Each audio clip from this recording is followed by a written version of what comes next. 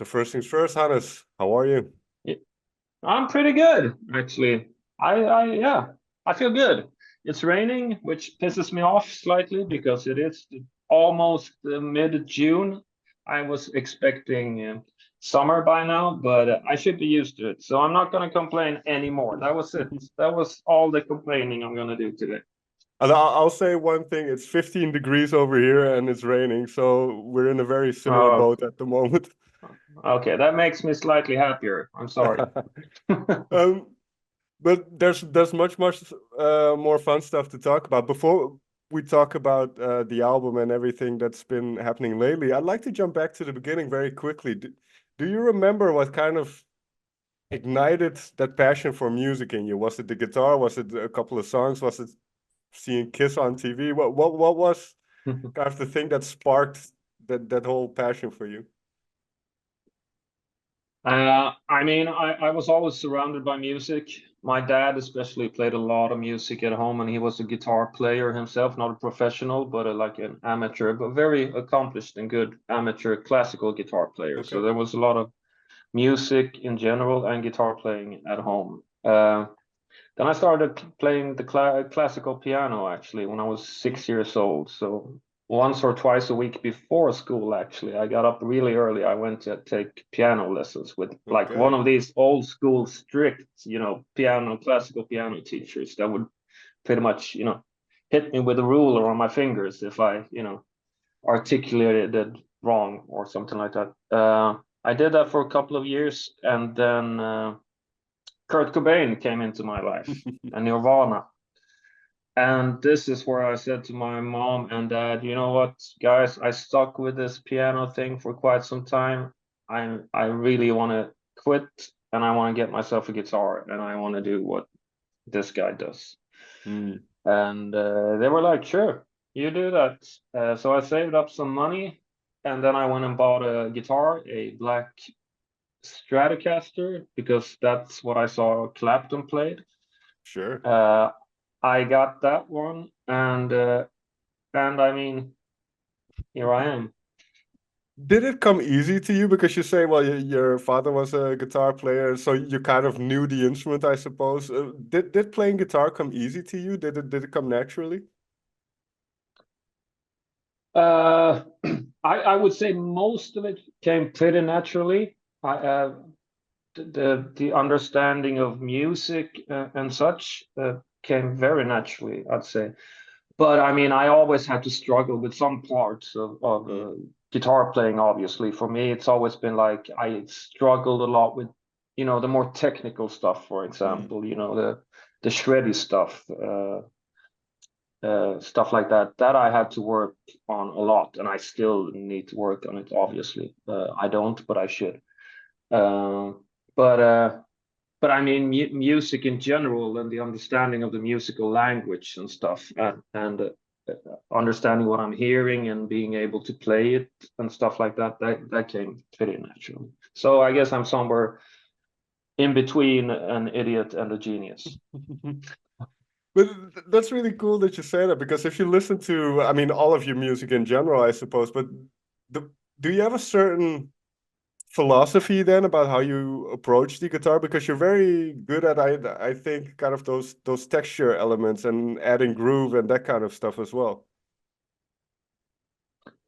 Yeah, I mean, I take it very seriously. So whenever we do Mm. something, I want to make sure that I do it to the best of my capabilities. And some of the stuff we write, I mean, I did write riff for Royal Republic that I wasn't even able to play myself. So it Okay. was a so I recorded it like 100 takes, recorded like a demo, send it off to the other guys, and they were like, "That's super awesome, let's do it, but let's do it a little faster." And I'm like, "No, let's not do it a little faster." I'm sitting there like, "Oh, fuck, this is hard. Why did I even write this shit?" So some things come naturally. Some things I mean, like everyone else, I guess, or at least almost everyone else, I have to sit down and work on it. I mean, worst case, I have to sit with a metronome for Mhm. 20 minutes every day to make it work. But most of the time, it's pretty straightforward.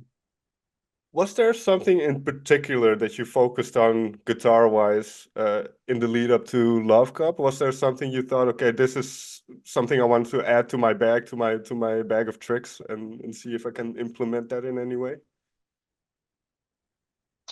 No, not intentionally. What I try to Okay. do when I write songs or write riffs is to keep an as open mind as possible. I don't want to confine myself. I don't want to, stay in this little box that is rock and roll. Mm-hmm.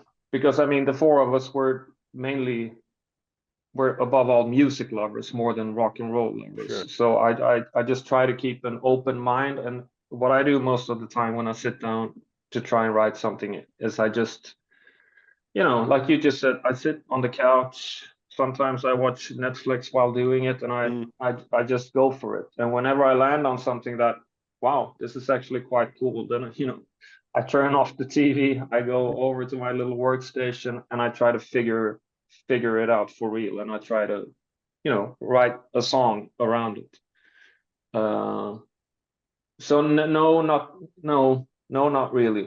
But then I mean, once we had LoveCop was one of the first songs that we wrote for the album where we were all like, okay, this is actually a song that is going to end up on the album. And Mm. that kind of set the mood, obviously. It has this more like I don't know what you want to call it, like a Mark Knopfler 70s almost like a sleazy touch to it, this riff. And that obviously opens up a door for the next song you're going to try and write. It's like, Mm. okay, we have this riff now for LoveCop. Okay, but then this riff is also okay, and it's like a kind of sort of a snowball effect going on. Oh, that's very interesting. And I wrote down next to Love Cup, it kind of feels like that money for nothing tone of the guitar as well. So it's cool that you mentioned that. Um, what is the general way that you guys write songs then? Does it start with you and some musical ideas, or can it be some lyrical ideas? How do you generally start a song? Uh, we tried different ways, but we found that getting together in a studio or in a rehearsal space does not really work for us. Unless we have something specific that we're going to work on, then it's all good. But so what usually happens is we sit individually, the four of us. I sit at home or in my little studio, and Jonas and Adam and Pal and so forth. And then we try and come up with ideas, and it can be a lyric, like a hook line, or a funny word, or a guitar riff, or a groove, or whatever.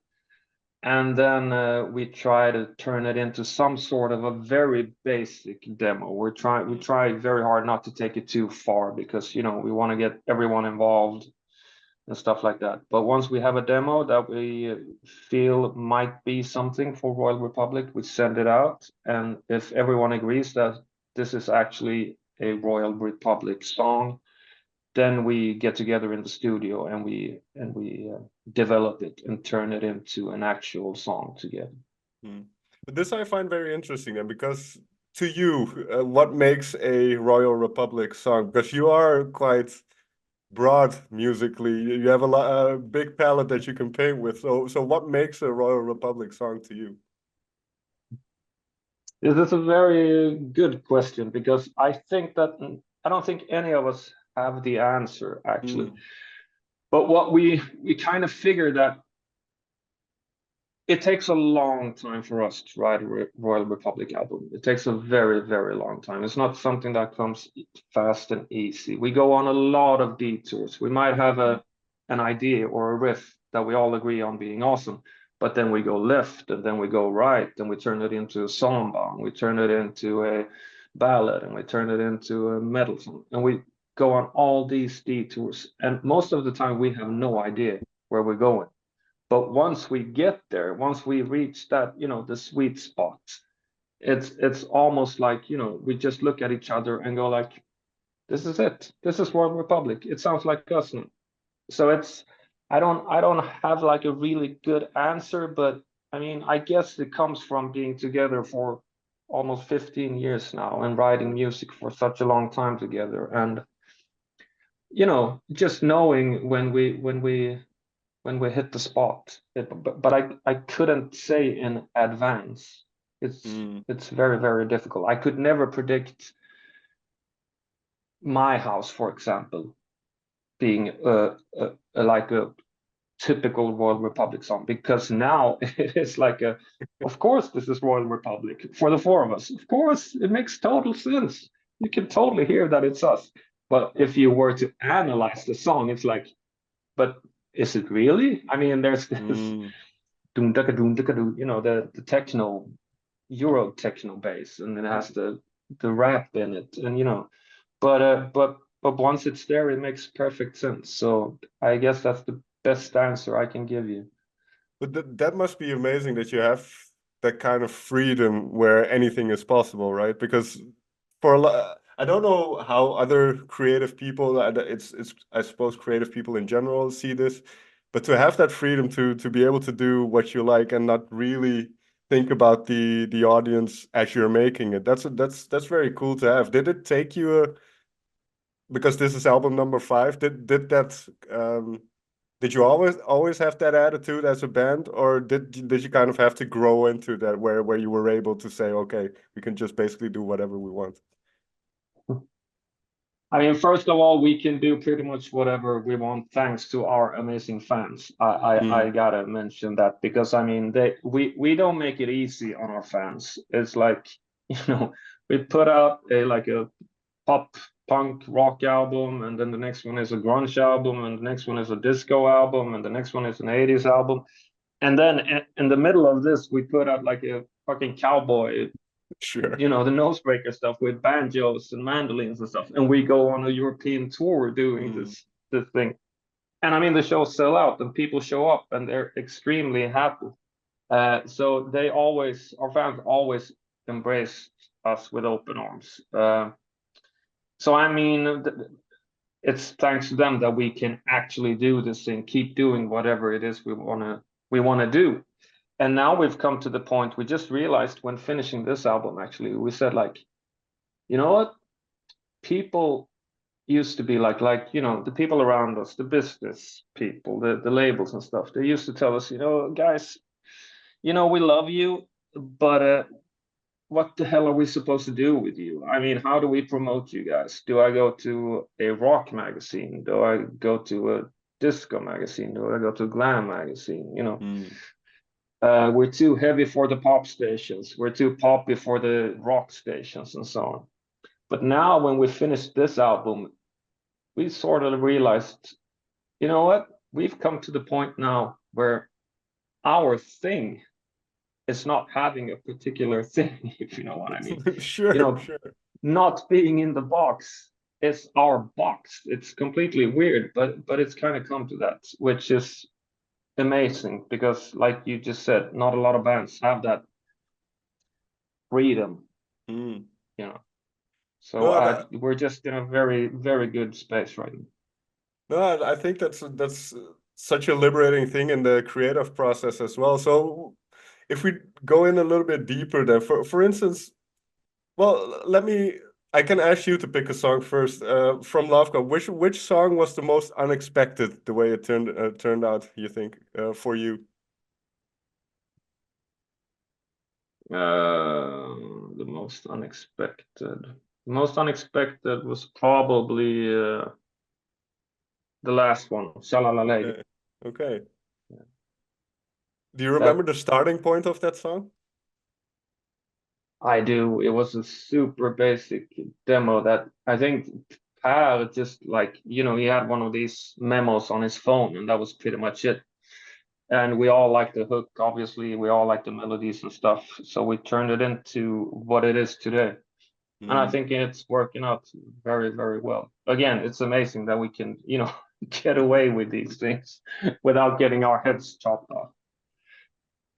No, I think it's very for me. It's probably either Electra. I think is just sonically is very interesting. The way Yeah. it just sounds, and like you said, it's the fun thing about listening to you as a band, you guys as a band, is that it's just unexpected. Even though you know kind of that the energy will be there and that the fun will be there, there's always in terms of textures and everything, it's always unexpected. How much of that is kind of done post-production, and I think Adam does part of the production as well, right? So how much of that is kind of decided afterwards as you kind of do the post-production type thing? It differs, but this time around it was pretty clear what we wanted to do Okay. before we went into the studio, because we knew that we only had 10 days to record the foundation of the album, two guitars, bass, and drums, meaning one song a day. So we had to make sure that we knew at least where we wanted to go sonically. But then obviously Michael Ilbert came along and had his way as well. So it was Michael Ilbert and Adam producing it together. Okay. So even though we had an idea, a pretty clear vision before we came to the studio, Michael obviously had his say as well, and a lot of stuff happened there as well. And he does his magic with the sounds and all his weird gadgets and pedals, and I don't even know what it is. But so I'd say it was a combination of the both. If you look back now, this kind of retro sauce, or this 80s sauce that is kind of poured over the album a little bit, why do you think it happened that way, looking back? Was it because a lot of people said during the whole COVID thing, there's a lot of nostalgia, there's a lot of kind of reflecting on life. What do you attribute that element of the album to? Honestly, I think it was just a matter of time. It was going to happen. The question was just when it was going to happen. Because I mean, it is a fact that we all grew up in the 80s, the four of us. We are children of the 80s. We grew up listening to that kind of music. So it's part of our DNA, our musical DNA, and it came very natural to us. But again, it wasn't like, which is always the case pretty much. We didn't sit down and say like, let's pour some 80s sauce over this album. It just sort of happened. I think what opened the door for that particular thing was probably My House, actually, because we wrote the song My House. It started out as a complete like Beastie Boys tribute. It was like, you don't need to knock, you just got right in. Like old school Beastie. It was great, but then Adam took it and he did his worked his magic, and all of a sudden he had these, the 80s synth voicings and stuff, which turned out awesome, obviously. And then the bass was sort of a problem, because we wanted the bass to be like heavy and pumping and bad ass. And I mean, that's where the synth bass came in. And once we realized that, the synth bass fucking kicks ass, then it was like, hey, now that we have it, we might as well use it on this one as well, and this one as well. So again, things happen very organically. There's a line in one of the songs, life is a party, and if you go to bed, you'll be asleep while your friends are getting ahead. I think that line, I don't know how you see that line, but it feels like it kind of sums up the band quite well as well. How do you feel about that line? It was a controversial line. Okay. No, not at all. I agree. I think it sums up the band pretty well. I haven't thought about it actually, but I'm glad you're bringing it up, because I totally agree. Because it has that little tongue-in-cheek kind of thing. It's funny, and it's not to be taken too seriously, but it's not just like bullshit either, if you know what I mean.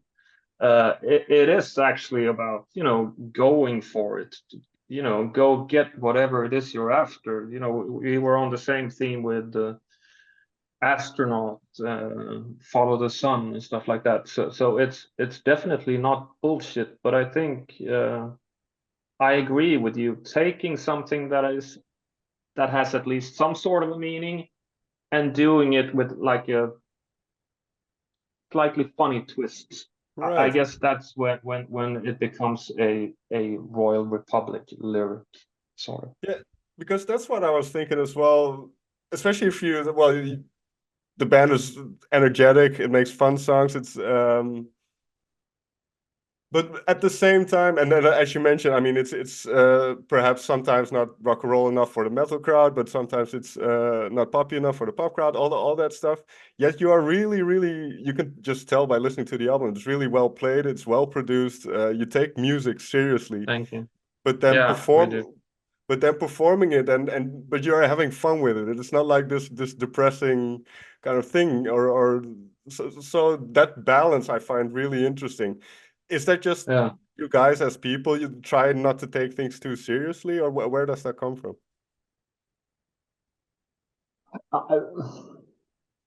Very good and difficult question. I mean, when it comes to our music, we take our music extremely seriously, actually, Right. more seriously than people might think, I believe. But part of us taking our music seriously is having fun with it, and getting that feeling, that sensation over to the crowd. It's the old cliche about the back and forth with the crowd. Mm. We put out the energy, we get the energy back. Whoa. It's been said a million times, but it's actually true.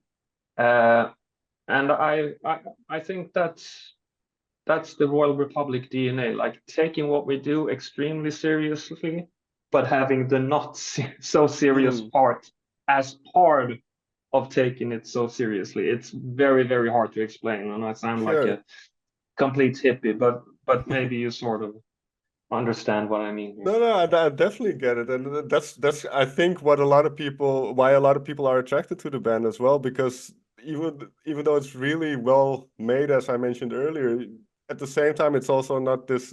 You go there to have fun for a couple hours and to forget about all the depressing things in the world. So that's, Mm, I think people are really exactly. looking forward to that kind of stuff. And for instance, if you we kind of touched upon it already, but wow, wow, wow, it's such a life affirming song. Like, okay, you might hit rock bottom at some point, but then the only way Mm, is up. So let's go for it. And mm, that mm. kind of optimism, I think people really like. Yeah, I think so too, and I think it's extremely important actually. I'm also obviously a very old cliche, but it is important, seeing the value in the small things. I mean, we're singing Sure. about cream on strawberry pie, and we're singing about how happy you are when your flight is not delayed, and when you're the Sure. next one in line, and all those little things. It is important to remind yourselves of that every now and then. And now I sound super pretentious, but hey, it is No, what but it is. like you said, oftentimes, I mean, those cliches are oftentimes cliches because there is some sense of truth to them. So that, I mean, uh, Exactly. There's a reason why there are cliches, you yeah, know. and but I find this maybe this is, I don't know if this is a good question, but it just reminded me, something you said reminded me of this. What is something then about being a musician that gives you a lot of joy that people might not kind of see? Like, obviously playing live is a lot of fun. Being in the studio creating is a lot of fun. Is there something about being a musician that you kind of have to emphasize to not take for granted that you get to do that or something? And if there's no answer, because I don't think, I'm not sure if this is a good question, but then I'll cut it out. So No, there's no, I think it is a good question, actually.